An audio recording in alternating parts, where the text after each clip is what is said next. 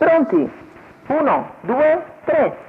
È valido il segnale, vediamo subito Upper FKS che cerca di andare a condurre ma subisce il ritorno di Turbine LP che Numero 3, sfila. Azzurra Tab, La squalifica per Azzurra Tab, squalificato. l'errore anche per Vassallo e così parte Numero molto 5, bene Vassallo, Zefir delle Badie che si porta già sui primi dopo 200 Numero metri di gara. 8, Bruno Zefir delle Sca, Badie che sfila squalificato. ed è quindi il nuovo leader in 300 metri. Zefir delle Badie va a condurre una ultima falsa davvero notevolissima per Zefir che in questo tipo di schemi comunque si esalta e ora conduce già dopo 300 metri, è sfilato dal secondo nastro. All'esterno c'è invece Aviostella che cerca di risalire, quarta posizione in corda per Tenor de Lun, poi via via gli altri con Zagaran Bigi che cerca di progredire. Intanto se ne vanno i primi 700 metri di gara. Vediamo ora la progressione esterna da parte di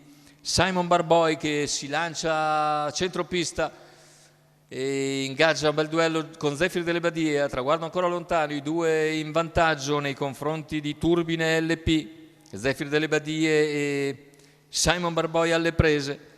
Completamento del chilometro in 1:18,8.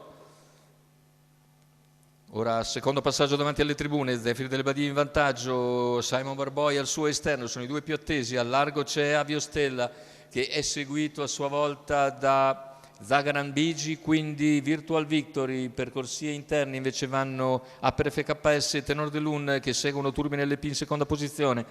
Insiste all'esterno intanto Simon Barboy quando siamo a 650 dall'arrivo.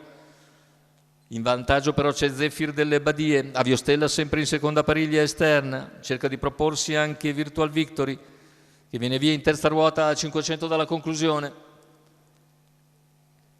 Cavalli ora a 400 dal palo con Zefir delle Badie che accelera, può accodarsi in seconda posizione. Intanto Simon Barboy, vediamo che Zefir delle Badie si isola in avanti al completamento della piegata. In seconda posizione rimane Simon Barboy, si apre invece la lotta per le altre piazze, ma la vittoria per Zefir delle Badie è nettissima sul traguardo, altrettanto lo è il secondo posto del numero 14 Simon Barboy e per il terzo è ancora il numero 7 Virtual Victory che riesce a salvarsi dal bel finale a centropista di Vaomar, mentre all'interno andiamo a rivedere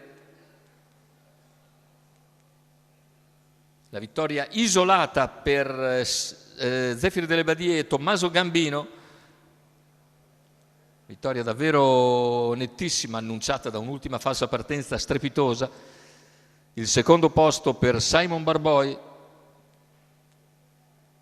il terzo è per il numero 7, eccolo, Virtual Victory, poi per il quarto è il numero 10, Aviostella, che ancora regge il finale di Vaomar, quindi al quarto il numero 10 di Aviostella che ha corso molto bene a sua volta, e al quinto, finendo a bomba dalle retrovie, Vaomar che così completa il quintè.